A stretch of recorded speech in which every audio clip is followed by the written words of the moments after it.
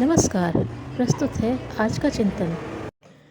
कांग्रेस के इतिहास में शोलापुर कांड लगभग जलियांवाला कांड जैसा ही था। वहाँ मार्शल लॉ लगा दिया गया था। देश भर के वॉलेंटियर वहाँ जाते थे और गोलियों की बौछार द्वारा चने की तरह भून दिए जाते थे। लाल बहादुर शास्त्री जी ने अपना नाम वॉलेंटियरों में भेज दिया। यह खबर श्री टंडन जी को लगी तो उन्हें शास्त्री जी की जीवन रक्षा की चिंता हुई। उन्होंने शास्त्री जी की माताजी को खबर दे दी। किसी तरह शास्त्री जी को वहाँ जाने से तुम ही रोको, वे और किसी की बात मानने वाले नहीं। भारतीय माताओं के वात्सल्य मोह की तुलना किसी से नहीं की जा सकती, विशेषकर ऐसी स्थिति में जबकि जीवन मरण की समस्या प्रस्तुत हुई हो। उनका मोह उग्र होना स्वाभाविक ही कहा जा सकता है। वे संभव प्रयास करती हैं कि बच्चा रुक जाए, अमुक कार्य न करे जिससे हानि हो या जीवन को खतरा उत्पन्न हो। शास्त्री जी की माताजी ग्रामीण जीवन में पली थीं। यह आशा की गई थी कि वे समाचार से व्याकुल हो उठेंगी और शास्त्री जी को शोलापुर न जाने देंगी, पर हुआ कुछ दूसरा ही। जैसे ही उनके पास यह खबर पहुंची तो वह रोष में भरकर बोली, मेरे बच्चे ने जो संकल्प लिया है उसे पूरा करना ही चाहिए। मैं उसे रोक नहीं सकती। बच्चे का शहीद होना सौभाग्य मानूंगी, पर उसे कर्तव्य से गिरते देखना सहन नहीं कर सकती। प्रतिज्ञाएं किन्हीं महत्वपूर्ण कार्यों की पूर्ति के लिए की जाती हैं। उन्हें निभाना मनुष्य का परम धर्म है। जो उसकी अवहेलना करता है उसकी आत्मा कमज़ोर होती है। मेरा बच्चा कमज़ोर आत्मा वाला, कायर और कर्तव्य से विमुख कहलाए, यह हमारी शान के प्रतिकूल है।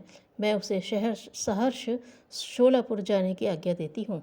धर्म और आदर्शों की रक्षा ऐसी माताओं से होती है जो बेटे के स्थूल शरीर की अपेक्षा उसके गुणों से मोहब्बत रखती हैं, जिन्हें चाम प्यारा नहीं होता, आत्मा अभिमान प्यारा होता है। माता जी की इस दृढ़ मनुष्यता को ही श्रेय दिया जा सकता है जो सामान्य परिस्थितियों से बढ़कर शास्त्री जी भारतीय इतिहास आकाश के उज्ज्वल नक्षत्र की तरह चमके।